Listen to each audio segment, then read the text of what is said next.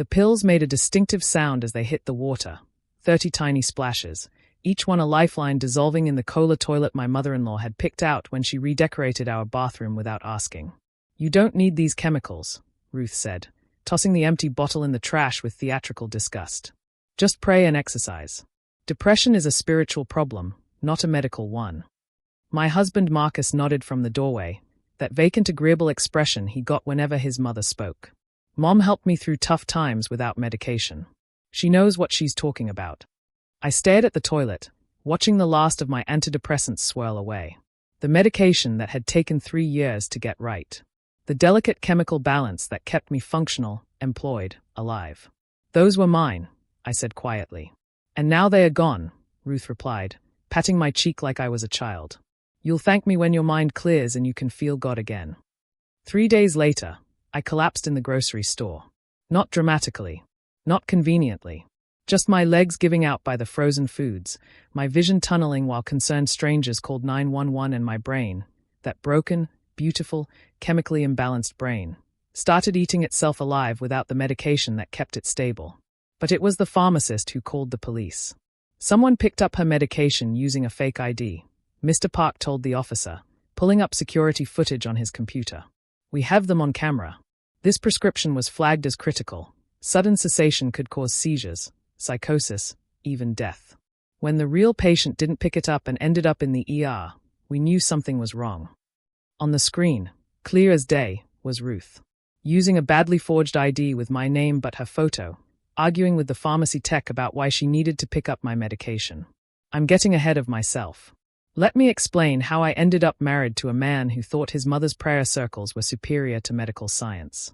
I'm Luna, 33, a graphic designer who's battled severe depression and anxiety since I was 17. Not the Instagram kind where yoga and green juice fix everything. The kind where your brain chemistry is fundamentally miswired and without medication, you become someone else entirely. Marcus and I met at a conference in Portland. He was charming, stable, everything I thought I needed. He knew about my mental health from our 3rd date. I refused to hide it. He said he understood, that his sister had anxiety, that mental health was nothing to be ashamed of. He lied. Or maybe he just never understood the difference between his sister's occasional worry and my brain's attempt to kill me from the inside. Ruth arrived like a storm 6 months after our wedding.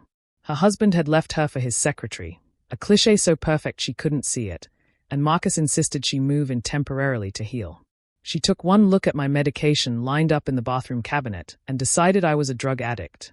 "All those pills," she said, shaking her head. "No wonder you can't give my son children." We weren't trying for children. The medications I needed weren't pregnancy safe, and I'd made the choice long ago. Stable and childless over psychotic and pregnant. Marcus had said he understood. Another lie. Ruth's campaign started small. Leaving church pamphlets about overcoming addiction on my nightstand. Booking me appointments with her pastor instead of my psychiatrist. Telling family members I was struggling with substance abuse when I took my prescribed medication on schedule. "She means well," Marcus would say when I complained. "She just doesn't understand modern medicine." "Then educate her," I begged. "Tell her these medications keep me alive. Don't be dramatic, Luna. Depression isn't fatal. Except when it is. Except when the suicide rate for untreated severe depression hits 40%. Except when your brain convinces you that everyone would be better off without you." But Marcus didn't want to hear that. Neither did Ruth. The first time she threw away my pills, she claimed it was an accident. "I thought they were expired," she said, though the date was clearly printed on the label. The second time, she said she was cleaning and they fell into the garbage disposal. Both times, my psychiatrist Dr. Vance had to call in emergency supplies, documenting the suspicious losses. "Someone is sabotaging your medication," she said bluntly. "This is abuse, Luna. It's my mother-in-law. She thinks prayer can cure me. Can you move out? It's my house too." Then she needs to leave. But Marcus wouldn't hear of it. His poor, abandoned mother needed us. I was being paranoid. Selfish. Dramatic. Then came the morning I caught Ruth on the phone with someone from her church. "Yes, I need prayer warriors," she was saying. "My daughter-in-law is possessed. The demons make her take these pills. If we can get her clean, God can enter." Possessed. Demons. This woman thought my neurotransmitter deficiency was demonic possession. That night, I installed a lock on my medication cabinet. Ruth was furious. "You're choosing drugs over family," she accused over dinner. "I'm choosing medication over psychosis," I corrected. Marcus slammed his fork down. "Stop being so negative. Mom knows alternative healing. She helped me through my depression without pills." "You had situational sadness after your dad left," I said. "I have chronic major depressive disorder with anxiety comorbidity. There's a difference." "Excuses," Ruth muttered. "My generation didn't need pills for every feeling." "Your generation had lobotomies and institutions," I shot back. That's when she decided to take matters into her own hands.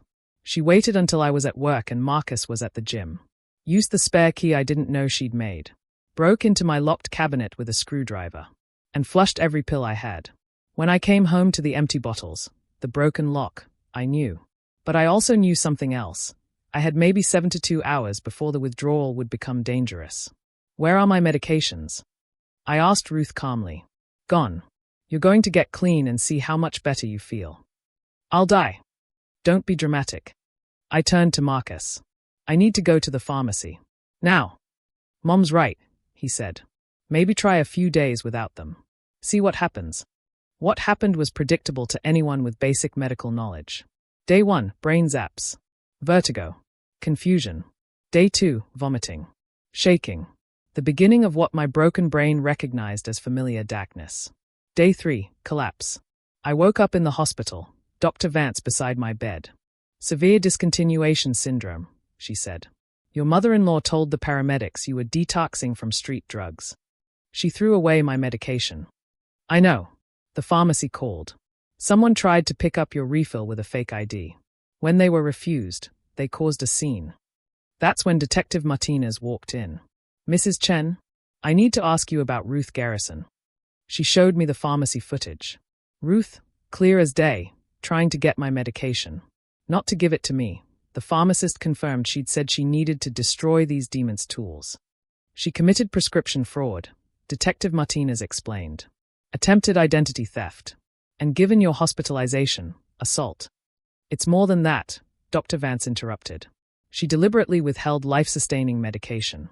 In my professional opinion, this is attempted murder." Marcus arrived then, Ruth trailing behind him. "Luna. Thank God. Mom said you overdosed." "Your mother tried to kill me," I said flatly. Ruth gasped. "I was saving you." Detective Martinez stood. "Ruth Garrison, you're under arrest for prescription fraud, identity theft, and aggravated assault." "This is ridiculous." Marcus shouted. "She was trying to help. By impersonating your wife to steal and destroy medication." Detective Martinez showed him the footage. "Your mother committed multiple felonies." Ruth was handcuffed while Marcus watched, his world crumbling. "Luna, tell them it's a misunderstanding." "It's not," I said. She knew what would happen. Dr. Vance warned her. The pharmacy warned her. She didn't care. "You're choosing pills over family. I'm choosing life over death. And you're choosing your mother over your wife." The room went quiet except for Ruth's muttering about prayer and persecution. Mr. Park from the pharmacy arrived with a folder. "I brought the records you requested," he told the detective. "This is the third time someone tried to interfere with Mrs. Chen's medication. We have it all documented. 3 times. 3 times Ruth had tried to kill me, and Marcus had called it help. I want a divorce," I told Marcus. "You're not thinking clearly. For the first time in days, I am. Your mother goes to jail. You go to whatever therapist will take you. I go home. Alone." Ruth started sobbing about being persecuted for her faith. The detective read her rights. Marcus stood frozen, unable to choose between his mother and reality. Dr. Vance stayed after they left. "The withdrawal could have killed you," she said quietly. "Another day, maybe 2, and you'd have had seizures. Possible organ failure." She knew. I told her myself at your last appointment when she insisted on coming. Explained exactly what would happen. She said God would intervene. God didn't. The law did. Ruth was charged with aggravated assault and prescription fraud. Her church friends posted bail, convinced she was a martyr. The trial was short. The pharmacy footage, medical records, and my documented history made it clear she deliberately endangered my life. She got 18 months in prison, 3 years probation, and a permanent restraining order. Marcus filed for divorce while she was in custody, claiming I'd destroyed his family. Your mother destroyed herself, I told him at the signing. I just survived it. You're sick, he said. She was trying to fix you. I'm not broken. My brain chemistry is different. And your mother's cure nearly killed me. I kept the house. He couldn't afford it without my income anyway. Kept my job, my life, my carefully maintained brain chemistry. Started therapy specifically for medical abuse survivors, because that's what this was. 6 months later, I ran into Marcus at a coffee shop. He looked exhausted. Mom's out, he said without preamble. Living with my aunt. Still says you're possessed. And you? Still think prayer beats Prozac. He was quiet for a moment. I've been reading. About depression. Real depression. What you have. Too late. I know. He met my eyes. I could have killed you. My ignorance. My mother's faith. We could have killed you. Almost did. I'm sorry. Are you? Or are you just alone now? He didn't answer. Didn't need to. I left him there with his coffee and his regrets. Went home to my quiet house, my organized medication. My life that no longer included people who thought my illness was a character flaw. The pills make a different sound now when I take them. Not desperate. Not hidden. Just the simple rattle of chemistry keeping me level, alive, myself. Ruth sends letters sometimes from her sister's house. Bible verses about healing. Testimonies about people who overcame mental illness through faith. I forward them to my lawyer, who forwards them to her probation officer. Marcus remarried last year. Someone from his mother's church. I hope she never needs antidepressants. I hope she never learns what help looks like in that family. As for me, I take my pills. See my doctors. Live my life. And every morning, when I unlock my medication cabinet, now reinforced with a lock Ruth could never break, I remember that staying alive is not dramatic. It's not weakness. It's not optional. It's medicine. Simple, life-saving medicine.